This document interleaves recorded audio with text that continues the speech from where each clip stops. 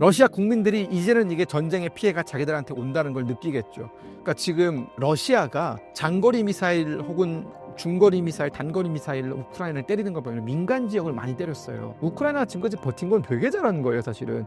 근데 이 똑같은 거 러시아한테 이제 갚아주겠다라는 거예요. 그러니까 푸틴한테 압력을 넣겠다라는 거죠.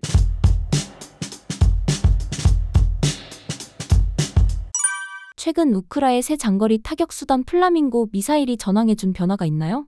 그러니까 우크라이나가 전쟁 초기부터 미국이라든가 나토에 꾸준히 요구했던 게 장거리 타격 수단이었어요. 그러니까 미국이 제공해준 게 하이마스잖아요. 근데 하이마스는 사거리가 80km입니다. 60에서 80km예요. 아무리 잘 나가는 그 포탄도 80km밖에 안 날아갑니다. 물론 하이마스에서 에이테크므스 미사일을 발사를 하면 300km까지 날아갈 수 있는데 바이든 정부에서 이 에이테크므스를 제공을 해주지 않았고, 제공을 해준다 하더라도 사거리 제한을 뒀어요. 그러니까 러시아가 침략한 우크라이나 영토에 대해서 발사를 하는 건 허용을 해줬는데, 그거 말고 러시아 영토 안으로 발사하는 걸 못하게 했어요. 또 다른 문제가 발생할 수 있기 때문에, 전쟁이 장기화되거나 아니면 전쟁이 이제 미국과 러시아 사이에 직접적인 충돌로 이어질 수 있기 때문에 못하게 했거든요. 근데 이걸 못하게 하면 뭐가 문제냐? 러시아가 쳐들어온 우크라이나 영토 안에 있는 러시아군은 우크라이나도 때릴 수 있어요. 근데 러시아가 러시아 영토에서 장거리 폭격기들이 날아가고, 여기서 장거리 드론이 날아가고, 여기서 군수물자, 보급물자들이 다 만들어져가지고 전방에 있는 러시아군에 보급이 되는 거잖아요. 그러니까 이걸 끊어놓지 못하면, 이 보급을 끊어놓지 못하면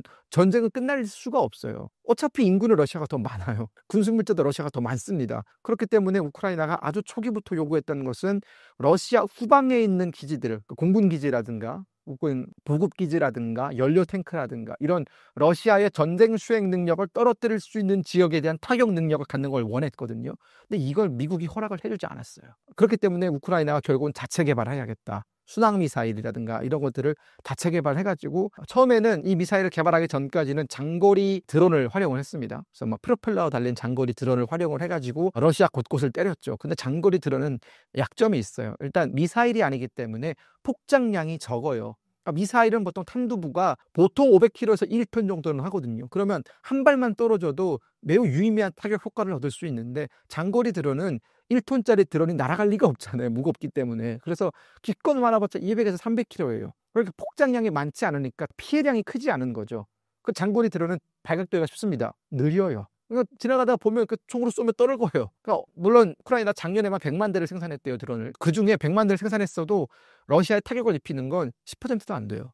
이제는 드론에 대한 안티 드론 능력이 많이 발전을 했기 때문에, 그래서 우크라이나가 계속 요구했던 게 장거리 미사일이었는데 우크라이나가 개발에 성공을 했어요. 그래서 초기에는 대함 미사일, 함선을 상대로 지상에서 발사하는 넵튠이라고 하는 대함 미사일을 개조해가지고 장거리 미사일을 만들었었어요. 그 대함 미사일로 꽤 많은 이득을 봤죠. 근데 이건 좀 옛날 한 80년대 미사일이에요.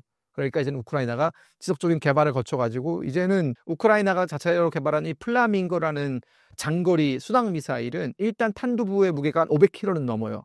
그러니까 꽤 큰 타격을 줄 수 있죠. 그리고 3000km까지 날아갈 수 있습니다. 숫자상으로는 모스크바를 타격할 수 있는 거예요. 그러니까 모스크바를 때려야죠. 러시아는 러시아 영토 내에서 수많은 미사일들을 발사해가지고 북한제 미사일도 발사하고 킨잘 같은 극초음속 미사일도 발사하고 이러면서 우크라이나를 엄청나게 때렸잖아요. 근데 우크라이나는 보복을 못하는 거예요. 근데 만약 이 장거리 미사일의 대량 생산이 가능해진다면 이제는 우크라이나도 때릴 수 있는 무기가 생긴 거죠. 러시아 국민들이 이제는 이게 전쟁의 피해가 자기들한테 온다는 걸 느끼겠죠. 그러니까 지금 러시아가 장거리 미사일 혹은 중거리 미사일, 단거리 미사일로 우크라이나를 때리는 걸 보면 민간 지역을 많이 때렸어요. 군사적 목표물도 많이 때렸지만 민간 지역, 하르키우에 있는 치과대학도 공격했어요, 미사일로. 막 그런 이유가 있어요. 그러니까 민간을 끊임없이 괴롭혀야 전쟁을 지속하겠다라는 의지를 떨어뜨릴 수 있어요. 이제 그만하자, 차라리 항복하자, 이런 전쟁에 대한 피로도 혹은 러시아가 가지고 있는 무력에 대한 어떤 두려움, 이런 것들을 갖게 만들 수 있거든요. 우크라이나가 지금까지 버틴 건 되게 잘하는 거예요, 사실은. 근데 이 똑같은 거 러시아한테 이제 갚아주겠다라는 거예요. 그러니까 푸틴한테 압력을 넣겠다라는 거죠. 이제는 우리도 전쟁을 그만하자. 물론 지금 우크라이나 장거리 드론이 러시아의 정유소들은 되게 잘 때리고 있어요. 그리고 우크라이나가 다른 건 잘 모르겠지만 특수작전 능력은 전 세계 탑급이에요, 전쟁을 치르면서. 그래서 러시아 영토로 깊숙이 침투해가지고 깊숙이 침투한 상태 드론을 띄워서 러시아의 전략 폭격기들을 불태우고 막 이랬거든요. 근데 이건 사실은 들어갈 수는 있는데 나오는 게 어렵잖아요. 예, 발각되니까. 이렇게 죽은 사람들이 되게 많아요. 러시아에 포로로 잡혀가지고 고문받다가 죽은 사람도 있고. 하지만 이 장거리 이제 미사일로 때리게 되면은 우크라이나 영토에서 때리면 되는 거니까. 물론 러시아도 방공 능력이 있어서 요격을 할 수는 있지만 10발 쐈는데 2발만 떨어져도 큰 거예요. 성공한 겁니다. 저는 그래서 우크라이나가 좀 잘 만들었으면 좋겠어요. 전 우크라이나를 응원합니다. 러시아의 드론이 폴란드 영공 침범 이후 앞으로 EU 및 나토와 러시아의 관계는 어떻게 될까요? 저는 푸틴이 정말 무모한 사람이라 생각이 드는 게 폴란드는 우크라이나 서쪽에 있습니다. 르비우라는 도시가 있어요. 르비우라는 도시. 우크라이나 최서쪽에 있는 도시인데 폴란드 국경을 접하고 있는 도시예요. 근데 이 르비우가 우크라이나의 전략적 군수기지 역할을 해요. 가장 서쪽에 있으니까 러시아로부터 가장 멀리 떨어져 있는 지역이다 보니까 서방에서 들어오는 군사물자들 한번 쌓아놨다가 이제 열차를 통해 가지고 각 전선에 이렇게 보급을 하는 역할을 하거든요. 여기가 가장 큰 물류기지 중에 하나예요. 근데 러시아가 그걸 알기 때문에 여기를 계속 때렸어요. 르비우를. 그래서 르비우에 보면은 전쟁 초기에 이근 대위 아시죠? 국제의용군을 참석을 할 때 이 르비우에서 한 달 정도 훈련을 받고 전선으로 나가거든요. 여기 막 폭격 맞아가지고 이근도 죽었다 위였다가 이제 나중에 그 오보였다. 근데 폭격을 맞은 건 사실이에요. 그래서 한 200명 정도가 죽었었는데 그만큼 르비우는 러시아의 공격을 많이 받는 지역인데 러시아가 르비우를 때리는 척하면서 살짝 넘어가요. 계속 폴란드 영공 쪽으로. 그거는 폴란드의 대응을 떠보기 위함이거든요. 우리가 넘어갔을 때 예를 들어서 폴란드 영공에서 우리가 한 2분 정도 있었다. 2분 뒤에 대응을 하나 안 하나 보는 거예요. 2분 있어도 대응을 안 하네? 5분 정도 나가 있어요. 대응을 안 하네? 1시간 나가 있어요. 이런 식으로 폴란드 군의 방공 능력이라든가 대응 능력 그리고 대응 의지를 테스트하는 거거든요. 이럴 수도 있는 거잖아요. 대응 의지라는 게 어떤 거냐면 폴란드 군이 모르는 척할 수 있는 거예요. 그냥 싸우기 싫어서 문제가 되기 싫어서 그냥 들어왔는데 드론이니까 모르는 척 해야지 라고 있을 수도 있는 거예요. 그러니까 러시아는 그런 식으로 밀어내기를 하는 거예요. 계속적으로 폴란드 군 밀어내기 작전을. 이게 러시아가 지난 수십 년 동안 해왔던 방식이에요. 근데 폴란드 군은 여기에 즉각적으로 대응을 한 거예요. 과잉 대응을 한 거예요. 솔직히 말하면 드론이 날아왔는데 F-16을 띄웠어요. F-35를 띄워가지고 바로 격추시켰거든요. 격추된 그 드론이 떨어진 잔해 때문에 또 집이 불타고 그 차량이 불탔어요. 뭐 인명피해는 없었는데 인명피해에서 난리 났겠죠. 근데 이걸 보면서 폴란드는 발끈한 거예요. 우크라이나 다음 만약 우크라이나의 젤렌스키 정권이 무너져가지고 우크라이나가 러시아의 영향권 안으로 들어간다면 그 다음은 무조건 폴란드예요. 이거는 사람들이 예를 들어서 폴란드와 러시아 사이의 그 역사를 잘 모르는 사람들은 우크라이나 러시아가 그렇게 침공해가지고 그렇게 힘들었는데 이미 기진맥진한 상태에서 러시아가 폴란드를 또 치겠냐? 안 친다라고 하는데 폴란드와 러시아 사이의 그 최소 500년의 역사를 들여다보면은 러시아는 폴란드를 안 친 적이 없어요. 늘 때렸어요. 그리고 폴란드는 늘 러시아의 식민지였습니다. 식민지였다가 아니었다가 식민지였다가 아니었다가 왔다 갔다 하면서 항상 식민지였어요. 수백 년 동안. 그만큼 폴란드는 수백 년 동안 이리 치이고 저리 치였던 역사가 있기 때문에 누군가 자기를 조금만 침공하면은 발작을 일으켜요. 그럴 수밖에 없어요. 무려 400년이 넘게 식민지 지배를 받았거든요. 우크라이나의 지배도 받았었고 한때는 리투아니아의 지배도 받았었고 러시아의 지배도 받았었어요. 그래서 지금 폴란드가 저렇게 발끈하면서 나토한테 요구를 하는 거예요. 폴란드는 나토 회원국입니다. 나토 회원국의 영공에 러시아 전투기가 들어왔어요. 무인기도 전투기죠. 전투기가 들어왔습니다. 그러면 나토가 공동으로 대응을 해야 되거든요. 근데 지금 러시아는 그걸 테스트해보고 싶은 거예요. 나토가 여기에 공동으로 대응을 하는지 아니면 폴란드 혼자 저러는지 이걸 보고 싶은 거죠. 근데 폴란드는 나토가 예를 들어서 어디부터 어디까지는 러시아의 비행기가 접근 금지해야 됩니다라고 설정을 해놓으면 러시아가 들어오면 안 되는 거예요. 들어오면 전쟁하겠다는 뜻이거든요. 그걸 우크라이나 영토에 지금 긋겠다라는 거예요. 우크라이나 전체를 다 하겠다는 건 아니고 폴란드 인접한 지역, 르비우라든가 이런 지역에 비행 금지 구역을 만들겠다. 근데 러시아는 여기에 대해서 강하게 반발하고 있는 거죠. 만약 비행 금지 구역을 만들면 르비우 폭격을 못 하니까 비행 금지 구역을 만들면 나토와 전쟁도 치르겠다라고 하는데 폴란드는 할 테면 해봐라 내 된 나토가 있다라고 하는데 나토가 약간 뜨뜨미지근하게 반응하는 거예요. 왜냐? 나토에서 가장 중요한 프랑스 국내적으로 정치적으로 말이 아니거든요. 거기는 내각이 총사퇴하고 총리가 물러나고 지금 개판이에요. 그러니까 뭐 어디 신경 쓸 수가 없어요. 영국 거기도 개판이에요. 얼마 전에 10몇만 명이 시위하고 있어요. 나토가 지금 국내적으로 굉장히 정치적인 불안정기에 있어요. 이러다 보니까 러시아만 웃고 있는 거죠. 폴란드는 속이 타는 거죠. 젤렌스키에게 만나자고 한 푸틴. 현재 푸틴의 속내는 무엇일까요? 푸틴은 전쟁을 빨리 끝내고 싶은 생각이 없어요. 많은 전문가들이 전쟁이 곧 끝날 거다라고 얘기하고 있지만 푸틴 입장 전쟁이 끝나려면 전략적 목표를 달성을 해야 끝낼 수 있어요. 그 전략적 목표는 무엇이냐? 포크로스크를 점령하는 거예요. 포크로우스크와 리시찬스크를 점령하는 것이 전쟁을 끝낼 수 있는 첫 번째 조건이에요. 포크로우스크는 지금 돈바스에 유일하게 남아있는 우크라이나가 차지하고 있는 대도시거든요. 현재 돈바스 전선, 특히나 도네츠크 전선이 상당 부분 러시아군에 의해서 밀려났는데 이 마지막 전선, 이 방어선을 지키기 위해서는 포크로우스크라는 위치가 굉장히 중요합니다. 도네츠크에 배치되어 있는 우크라이나 군부대들이 보급을 받을 수 있는 유일한 도시가 포크로우스크예요. 러시아는 이 포크로우스크를 먹어야 돈바스 전체에서 우크라이나군을 몰아낼 수 있어요. 지금 도네츠크는 4분의 3이 러시아의 점령에 놓여 있어요.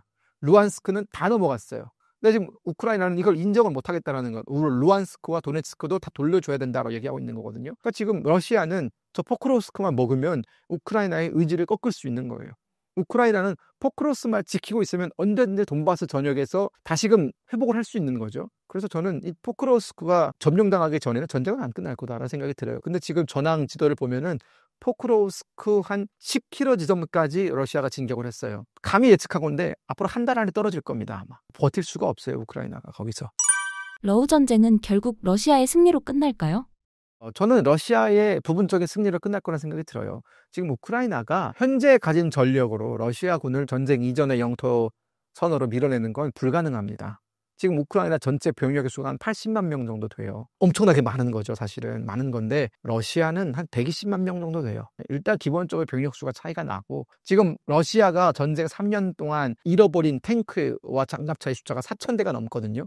그 말은 우크라이나도 동일한 숫자를 잃어버렸다는 거예요. 하지만 러시아는 동일한 숫자를 찍어낼 수 있는 능력이 있어요. 우크라이나는 없어요. 장갑 전력이 거의 없거든요. 이제는 병사들이 그 전선으로 걸어서 가고 있어요. 아니면 민간 트럭을 타고 가고 있거든요. 그만큼 지금 우크라이나는 우리가 보통 롤 혹시 아세요? 롤 보면은 피가 이만큼 남은 거예요. 이제는 러시아는 그렇게 두드려 맞았어. 탱커니까 정말 많이 두드려 남았지만 한 절반 정도의 피가 남아있는 건데 우크라이나는 원딜이라서 이젠 정말 얼마 남아있지 않은 거예요. 이번 중국 전승절이 시진핑 실각설에 어떤 영향을 줬다고 보시나요?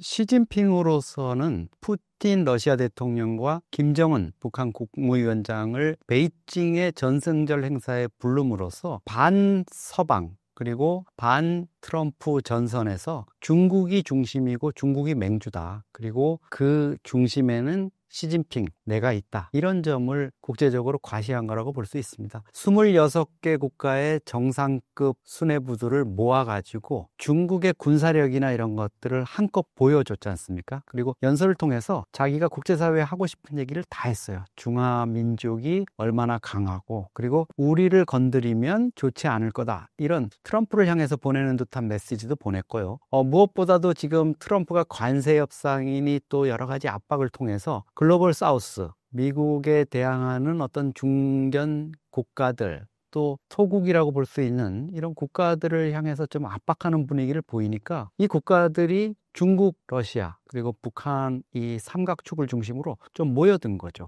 이 과정에서 그 호스트 역할을 시진핑이 해냈거든요. 그동안 사실 올 봄부터죠. 시진핑 실각설, 또 권력을 잃었다, 또 측근들이 하나둘씩 사라지고 있다, 이런 얘기들이 있었는데요. 그런 것들을 사실 일거에 불식시킬 수 있는 그런 자리였다고 봅니다. 물론 저도 그 전승절 행사를 보면서 시진핑이 예전과 달리 조금 노쇠해진 거 아닌가 이런 느낌은 받았어요. 예전처럼 자신 있는 목소리 그리고 사열을 받을 때도 여러분들 수고했다 이렇게 장병들에게 얘기하는 이런 부분에서도 힘이 좀 떨어진 거는 느껴졌거든요. 그래서 역시 세월을 이기는 장사는 없다 이런 느낌을 받았지만 시진핑이 자신의 권력 그리고 베이징의 영도 세력을 이끌어 나갈 힘은 아직도 여전하다 이렇게 느꼈습니다. 시진핑이 열병식을 통해 서방 세계, 특히 한미일에 어떤 메시지를 전달하려는 걸까요? 아니면 단순한 군사력 과시일까요?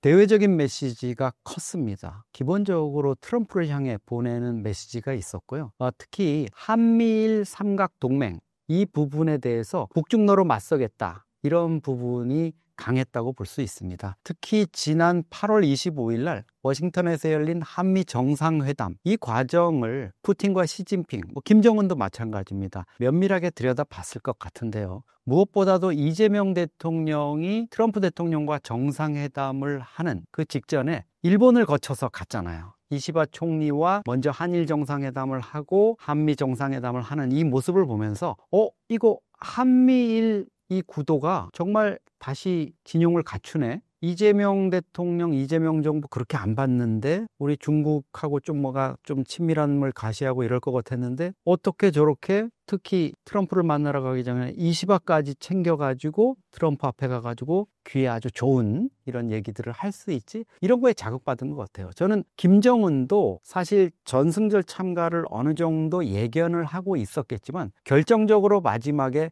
꼭 가야 되겠다고 결정을 한 거는 이재명 대통령의 이시바 총리 회담 그리고 트럼프 회담 이 부분에 대한 어떤 대응 필요성 이런 것들을 느낀 것 같고요. 그 부분에 있어서는 푸틴과 시진핑 그리고 김정은이 무언에 좀 조율이 있지 않았나 이런 느낌이 듭니다.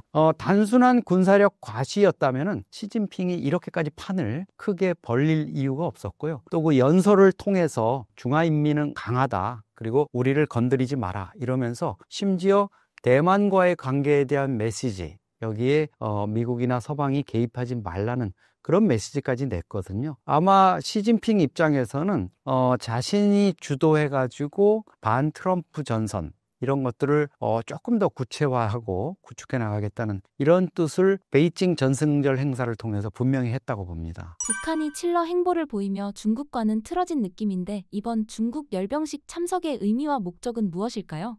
김정은 입장에서는 너무 좋은 기회였죠. 그동안 작년 10월 중순부터 우크라이나전에 러시아 지원을 위해서 병력을 보내면서 북러 밀착이 시작됐다. 그리고 중국과의 관계는 뭔가 상대적으로 소원한 거 아니냐 이런 부분이 있었고요. 그거는 단지 우리의 관측뿐만 아니라 중국 내부에 베이징의 지도부들이 상당히 거기에 대해서 불쾌한 감정을 가지고 있었습니다.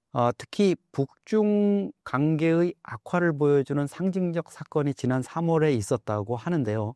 제가 대북 소식통으로부터 들은 이야기는 당시에 북한의 그 동해안 끝쪽 청진 위쪽에 나진선봉이라는 나선시라는 곳이 있는데요. 여기가 이제 외국인을 대상으로 해서 시범 관광을 위해서 오픈을 한 적이 있습니다. 3월 달에. 근데 그때 중국 관광객들이 한 20명 정도 단체로 갔는데 이분들이 사실은 순수 관광객이 아니라 중국 기업인들이 과거에 자기들이 투자했던 시설이 제대로 있는지 보러 간 거였대요. 근데 거기에 가보니까 이 북한 쪽 사람들이 자기네 공장에 있는 설비를 다 빼가고 부시고 이렇게 한 거에 격분해서 그 북한 측 관계자들하고 그걸 따지는 과정에서 중국 기업인들이 북한 측 관계자 2명을 살해하는 사건이 있었답니다. 그 사건 때문에 북한이 중국에다가 사과를 요구하고 근데 중국 평양에 있는 중국 대사인 왕야진 대사는 사람을 죽인 거는 미안하다. 하지만 이거는 너무 심하지 않느냐. 이렇게 서로 갈등하는 이런 모습까지도 있었다고 합니다. 이런 북중 간의 어떤 불협화음 그리고 갈등 이런 부분이 점점 더 커지는 상황에서 김정은으로서는 어떤 터닝 포인트 이런 게 필요했다고 생각했을 텐데 전승절 행사 그리고 시진핑 입장에서는 사실 그동안의 김정은의 행태를 보면은 한번 베이징으로 불러가지고 혼을 내주고 싶은데 자기가 만든 잔치상에 김정은이가 안 오면 이게 좀 싱거운 상황이 되니까 김정은을 초청을 했고 김정은도 이때가 기회다. 혼나지 않고 가서 잔치상에 참가하고 관계 개선도 꾀할 수 있는 자리가 되겠구나 해서 전략적인 선택을 한 걸로 이렇게 볼 수 있습니다. 김정은으로서는 북중 또 북러 관계를 양손에 쥐고 트럼프 또 한국, 일본을 향해서 봐라. 나도 중국과 러시아, 안보는 러시아, 또 중국과의 경제 이런 것들을 통해 가지고 북한도 존립을 생존을 꾀할 수 있는 이런 토대가 튼튼해졌다. 이런 거를 트럼프 대통령, 이재명 대통령한테 보여주고 싶었던 것 같습니다. 이번 북중러의 만남이 중국이 주도하는 새로운 반미 반서방 연대의 상징으로도 볼 수 있을까요? 네, 저는 사실 북러 밀착을 보면서 북한에 대한 푸틴 대통령의 영향력이라든가 이런 게 상당히 좀 증폭되고 있는 이런 부분에 주시를 했는데요. 이번에 전승절 행사를 보면서 역시 중국이다. 북한의 후견인 그리고 산과 물이 잇닿은 인방이라고 얘기를 하는 중국의 존재를 북한이 넘어서기는 어렵다. 이런 걸 느꼈습니다. 푸틴도 사실 시진핑의 어떤 존재라든가 파워 이런 것들을 인정하는 모습을 보였어요. 전승절 행사 그 천안문 광장에서 리셉션을 하는 이렇게 맞이하는 자리에서도 어떻게 보면 시진핑의 그 호스트에 대해서 그 푸틴이 좀 인정해주는 듯한 이런 모습을 많이 보였습니다. 그 자리에서 만약에 푸틴이 시진핑의 존재라든가 이런 거를 좀 깔박다거나 중러 간의 어떤 힘의 겨루기 이런 것들을 꾀했다면 조금 뻗대는 모습을 보였을 겁니다.